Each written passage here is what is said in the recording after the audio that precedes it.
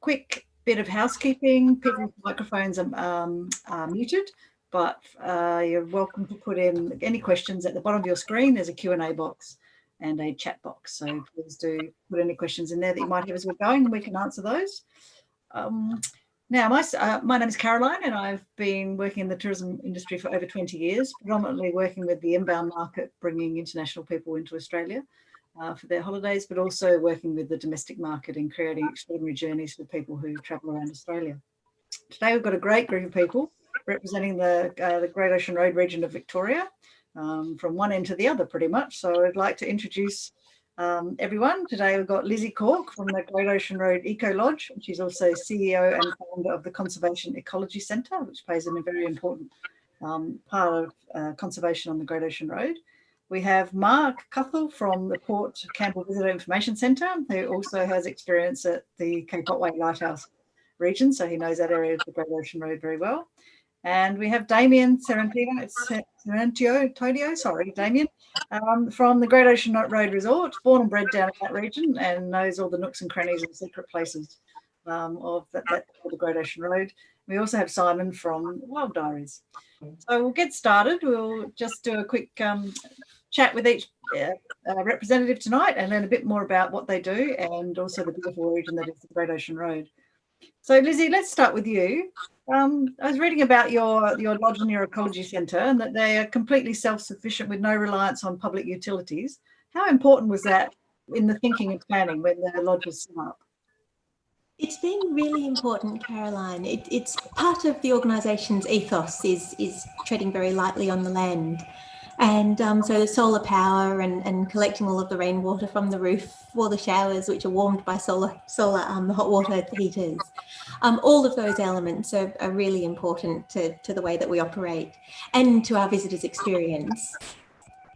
So you very much would be considered an eco experience for people that are looking for that kind of experience? That's right. It's a really, really lovely experience where that opportunity for connection with nature in a really comfortable setting.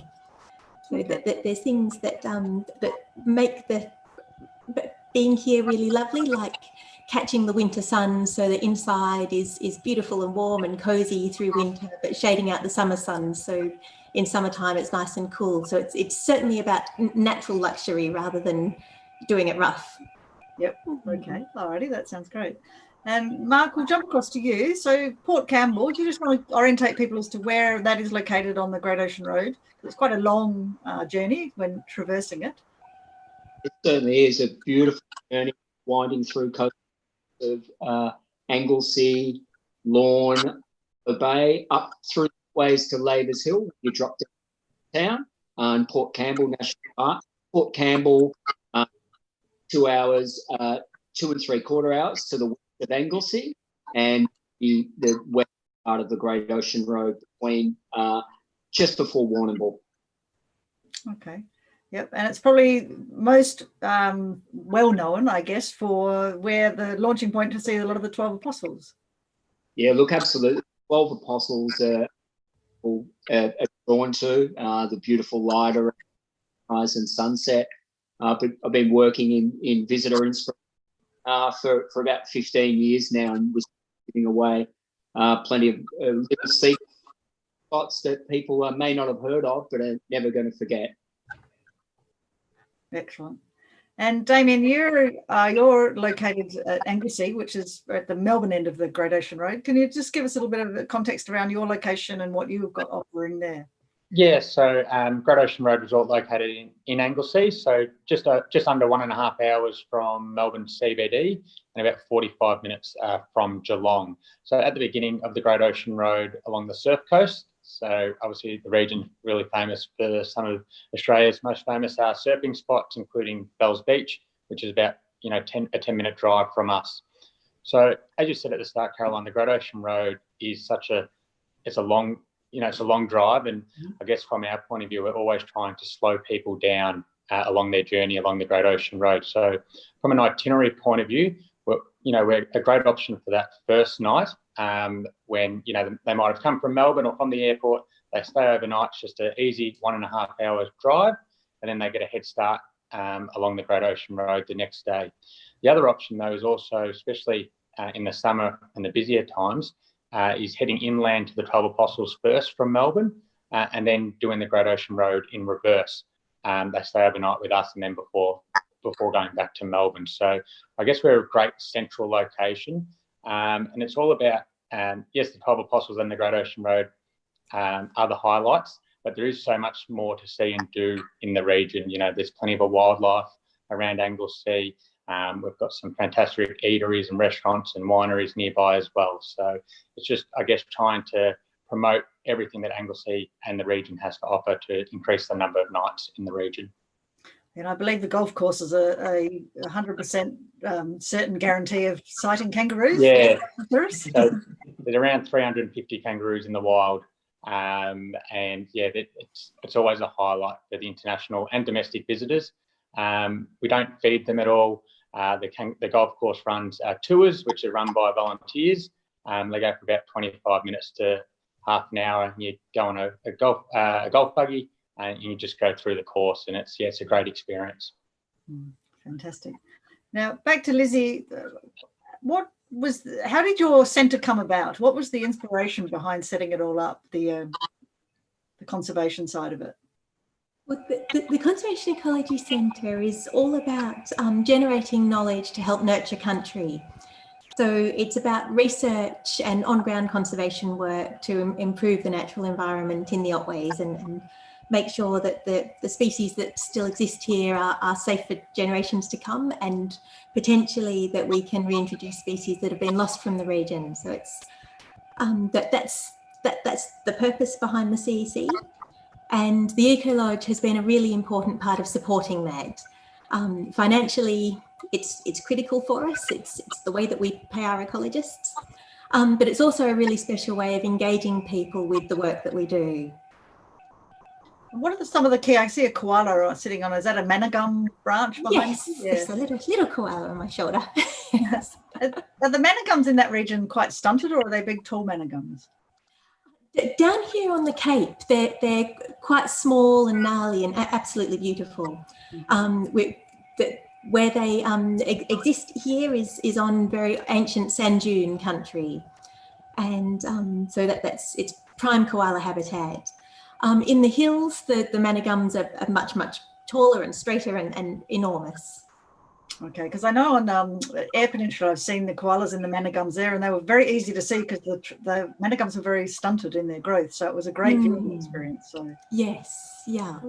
Yes, that opportunity for those sort of eye-level sightings of koalas are really special. Yeah, it was pretty magical, I have to say. Thank you.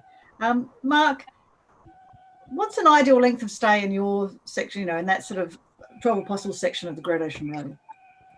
Look, I think it depends on want. If you're a photographer, there's enough to keep, a keen photographer there for several days.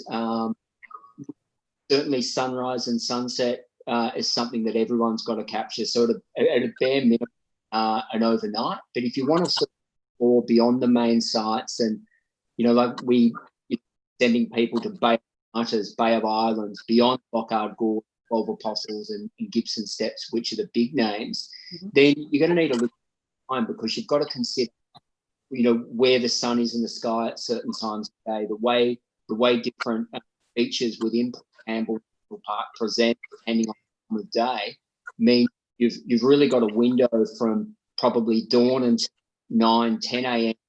and from in the 2 hours before sunset, the best line. And then you've got the rich diversity of landscapes, not just about Port National Park, but nearby you've got the incredible Great Otway National Park. So to see sort of Gondwanan rainforest and descend down through to look at incredible sort of sea stacks, and to see that in a 30-minute drive is wonderful. But you're not going to have the time to make those if you're not giving yourself a bit of extra time. I guess people come for the wonderful seascapes, and they're probably surprised by growing gourmet food culture. We've got a local food artisan trail, local whiskey being produced. We've got a local brewery, two wonderful cheese factory, Dairylicious, some great little businesses that surprise people. Mm-hmm. And if you can come and see the certainly the national park in a day or two, but for those that have got the time and inclination to explore, that's where the real experience can be discovered. And that's why I like working in a visitor information centre, because people might come back 2 or 3 times, and we're sending them out to those spots that we don't send people to. Yep. We're sending those beaches with a bit of a wink, and we're sending them to places where they're going to be safe and where they're not impacting on the clifftop ecology. But if you don't give yourself a couple of days, you're going to have a wonderful time. See the 12 Apostles, you'll see the Gorge, you'll head out to Timboon Railway Shed Distillery. But to really have a close look, I'd say 2 or 3 days. I'm a keen photographer. I'm happy to spend a lifetime here. So that's great. I think that's what people don't understand, is the amount of driving. I mean, it's not a road you can sit on 110. So it's a road you have to be very mindful about speed and safety. And so it does take a lot longer than people expect to traverse it. So that's exactly right. And, you've got, potentially drivers by the beauty. You've got a lot of local wildlife that we want to protect, that we want people to be concentrating and making those stops to keep themselves safe and discover the sort of that you won't go to if you set yourself too tight an itinerary. Yeah. So Damien, you and Matt run a bit of a touring company. What are some of the gems that you could include in a day tour based from your accommodation for a day? Yeah, so I think one of the issues with some of the Great Ocean Road itineraries is there is so much to see and do, but sometimes less is more. And it's really identifying, I guess, the interests of the traveller and not necessarily trying to cover up on everything. A lot of visitors just want to enjoy the Australian way of life as well. And that could be just a simple thing about, going for a walk along a beautiful beach where there's, no one else is really there. Seeing wildlife away from the crowds, whether it's, seeing koalas, in the Otway, maybe not at Kennet River where all the buses are. That's the feedback that we get. People don't want to go where the buses are or where there's a lot of other people. They want to feel that they're getting shown around by a local. And I guess it's something that's a unique experience for them. And so Matt and I always like to tailor our experience to whether, what our couples or families want to see and do. Obviously, there's some beautiful waterfalls through the Otways. One of the things we've really been promoting is the Surf Coast Walk. We know the Great Ocean Road walk's, a fantastic walk and I guess more well known than the Surf Coast Walk. But, the Surf Coast Walk from Torquay to Ayers Inlet, passing through, Point Addis and Anglesea, is just an amazing walk. And we've been working closely with Corinna Eccles, who's an Indigenous elder for the Wadawurrung community where we sit. So we really think that's a real opportunity moving forward and a great experience for international visitors. Mm-hmm. And then obviously, the 12 Apostles, Lockhart Gorge, Gibson Steps there, always a highlight, but the key is taking people to those places at the right times. And so we always try to tailor our itineraries to try and, get their way from the crowds. So, yeah. Yeah, that sounds good. Now, Lizzie, I saw on your website that you have the garden to plate type menu, so food miles measured in footsteps. That's right. I think that's wonderful, and I think the whole food movement all across Australia is just fantastic. So just to explain a little bit about the philosophy around the food at the Ecology. Sure. Well, it's such a beautiful place to grow vegetables, and Steve and Caroline, who manage the Eco Lodge so wonderfully, are incredible. So that they see the food from planting the seeds all the way through nurturing those little seedlings into vegetables, and then cooking up incredible meals with them. And it's a really the dusk walk each evening finishes coming through the kitchen garden, so our visitors get to see their dinner being harvested each night. It's really, really special, and has been very helpful through but the last little while, Steve and Caroline have been providing veggie boxes for the community and cooking home cooked meals and home delivering those throughout Apollo Bay. So yeah, the kitchen garden's really been very wonderful for keeping us all going. Oh, it's a great concept. I grew up on a farm. We used to have a massive kitchen garden out that my mother used to tend. Oh, it was incredible. I just loved it. It was a big part of my childhood, so it was wonderful memories. Yeah, that's great. So how do you see the region at the moment? Obviously it's much quieter, Lizzie, because of the shutdown in Victoria, but going forward, I guess we're all going to come out the other side eventually. So some key things to be thinking about when that happens. Oh, absolutely. I think this whole experience has made us all rethink everything. And I think when travel resumes, we're all going to be a bit more mindful about it and spending more time in an area to really get to know a place, that develop that sense of place and connect with each other, because I think we've all forgotten a bit how important that is. I think it will change everything and for the better. Yeah, I think that's a very true. I think a lot of families might actually holiday together a lot more and spend more valued time together, which I think is really absolutely cool. Mark, you mentioned you love photography. I'd imagine there's quite an artistic community down along the Great Ocean Road region with a lot of people in photography and artists. Yeah, there is. It's great to see how place inspires people, and there's people that wouldn't consider themselves to be creatives, and you might know them for a couple of years before you see a piece of work on the wall and find out that it's theirs. So it certainly inspires a lot of people. A lot of photographers, a growing local community. Port Campbell recently got renovated an old building that was located in the back of the Port Campbell art space. It's a little bit of a for local artists to distribute the wares. We've kind of been working with some of the creatives to see what we can do when events aren't perhaps going to come back as quickly as we might like.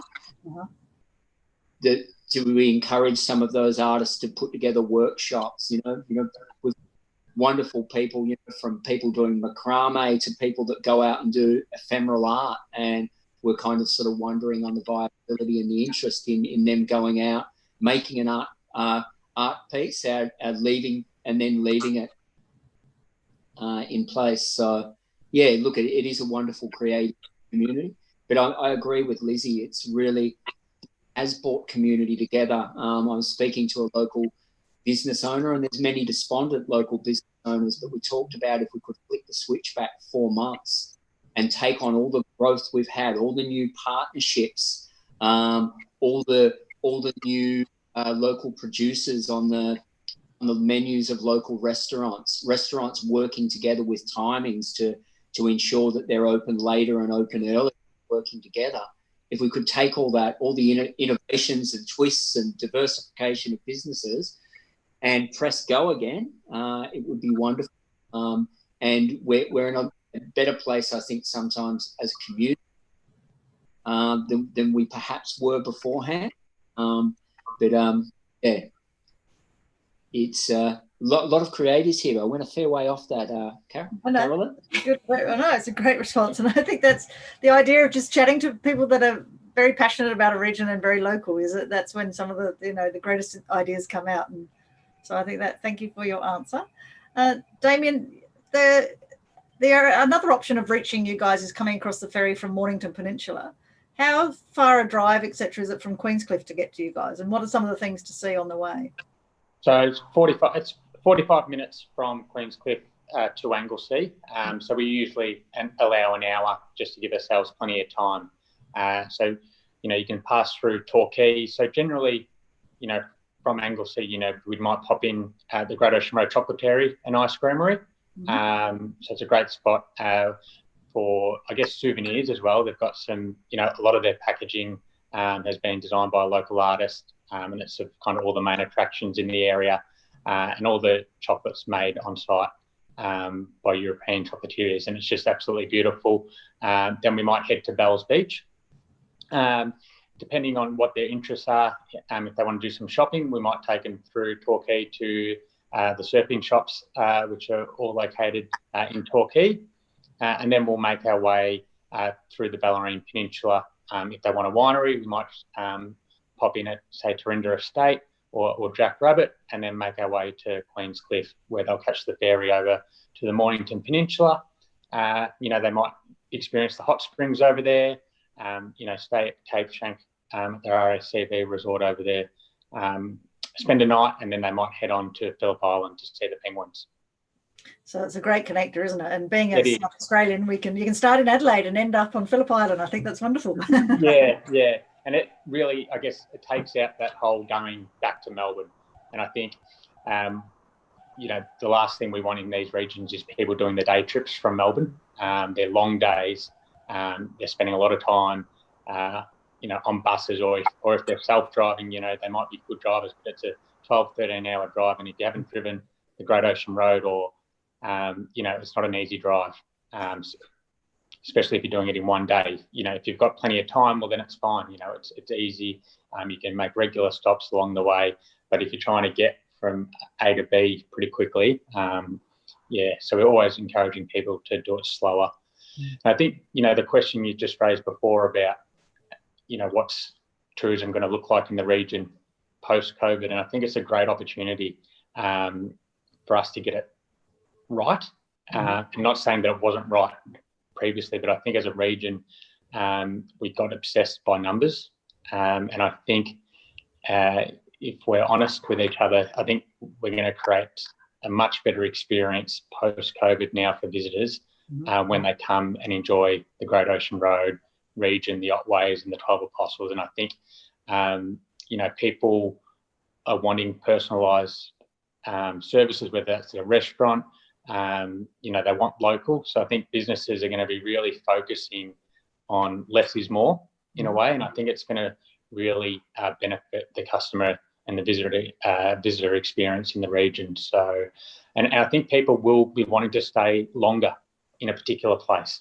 There won't be a rush to just do one night in the Great Ocean Road. They might spend 3 nights in Port Campbell and really enjoy everything that it has to offer, instead of just trying to fit in so much into one itinerary. Yeah.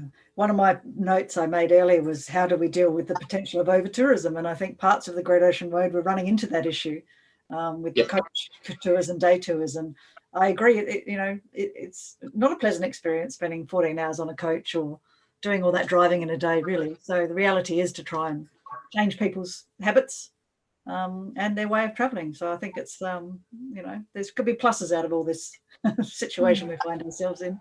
Definitely. Yeah.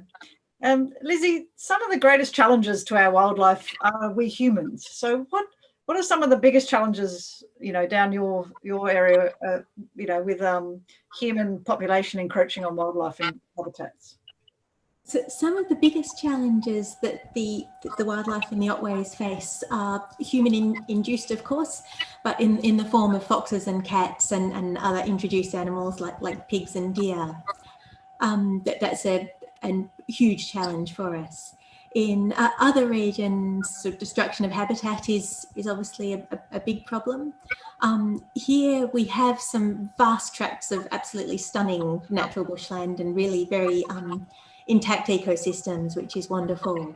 But a lot of the region is quite fragmented. So we have these beautiful tracts of national park interspersed with lots of private land.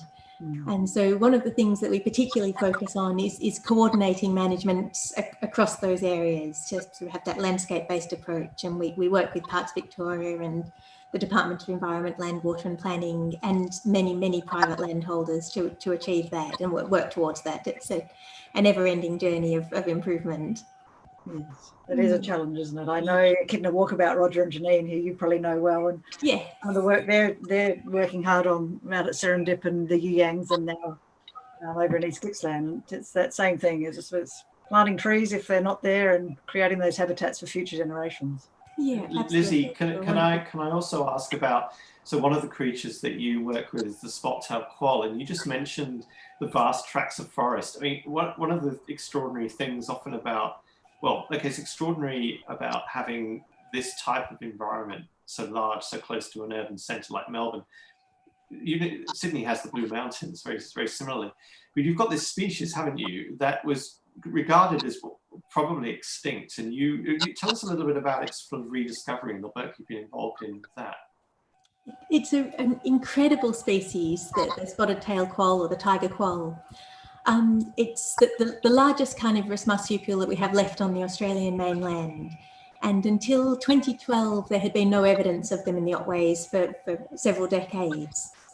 And since that time, there has been 5 pieces of evidence of quolls in the region in quite different places, which is really encouraging. It suggests that there is still a population hanging on there. They're certainly not in high numbers and they need a lot of help, but they're still there, which is endlessly encouraging. The rediscovery of that first quoll in 2012 was an incredible story. There was a couple who were at a holiday house in Lorne, so residential lawn, not where you would expect to rediscover quolls. And they saw an animal on the back deck and popped into the information centre the next day and were mentioning this animal that they had seen. And the info centre said, that sounds like that creature that the CEC keeps going on about. Maybe give them a call. And so they did give us a call and they described this animal that they'd seen, and it sounded absolutely like a tiger quoll, but but without evidence, it's hard to confirm that. And so we got to the end of the phone call and thought, oh well, yeah, we'll jot that down, but it's another one of those maybe I saw this thing stories.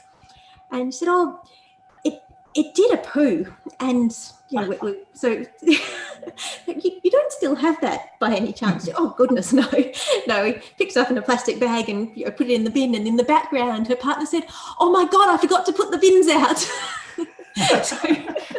So we went scooting down there and grabbed this scat in this plastic bag from the top of their bin and sent it off for a genetic analysis, which confirmed that they really, truly had seen a tiger quoll, and we had the evidence to prove it. It was very, very exciting.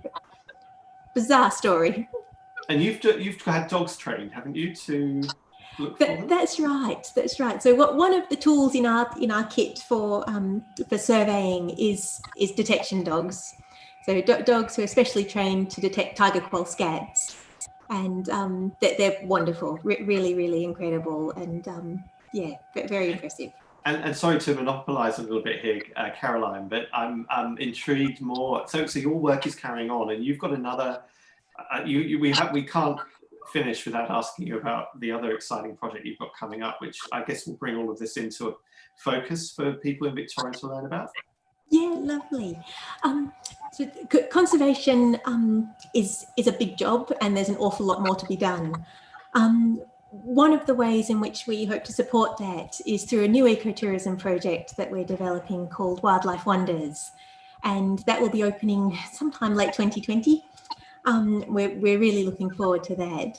So it's a wonderful experience, allowing visitors to see wildlife living in the Otways in the way that they should. So a site protected by a predator-proof fence, and so therefore the opportunity to see wildlife that you might not otherwise see, and guided tours conducted by qualified ecologists. So it'll be very special. We're really looking forward to it. That sounds amazing. That'll be wish you all the best with that. It'd be wonderful. Great addition to the region, I'm sure.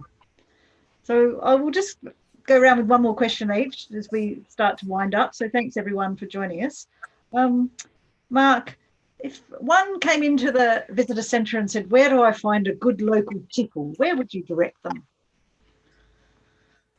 Oddly enough, directly across the road, we've got the Cow and Piglets Brewery. About 17 kilometres north, we've got the Inboon Railway Shed Distillery. So I do favour a malt whiskey, but having a beer on the side will maybe one of each on a special occasion. Absolutely. A whiskey with a beer chaser, or is it a beer with a whiskey chaser? I'm not sure, but it sounds great. Thanks. Damien, what about your end of the Great Ocean Road? Where would one go for a good local tickle? So we've got Black Moon's Brewery, which do some great beers about 12 minutes from Anglesey towards Torquay. And then we've also got our Great Ocean Road Gin, which is kind of 10 minutes further along the Great Ocean Road in Ayers Inlet, and they're a fantastic little business down there. So that'd be my 2 tips. If they wanted some wine, either Brown Magpie or Belbray Estate. Again, only both 10 or 12 minutes from Anglesey. Sounds fantastic. And Lizzie, I'm going to finish with a different question for you. But what would you like your legacy to be with the work that you're doing? Well, that's an enormous question, Caroline. My role at CEC is about building capacity for conservation, and that's what I'd like my legacy to be. I'd like to establish a model by which conservation can be funded through engagement models and to the level where it can really make an impact. A lot of conservation work that we do, we continue seeing species declining, and across the globe. I'm not specifically talking about CEC there. A lot of work we do is very effective, but that's what I would like, to develop a model that is self-sustaining and allows conservation to continue in a really cohesive and coordinated way across the landscape, and a model that can then be replicated in other areas. Fantastic. Well, thanks everyone for joining us. It's really appreciate your time on a Thursday evening. Stay safe, stay well, and I will be knocking on a few doors when I next come through the Great Ocean Road for sure. Well, I'll meet you if coming from the opposite direction, Caroline. Yeah. Then we'll go to one of those breweries. Yeah, sounds good. Wonderful. Thanks, everyone. All right. Thanks, everyone. Bye.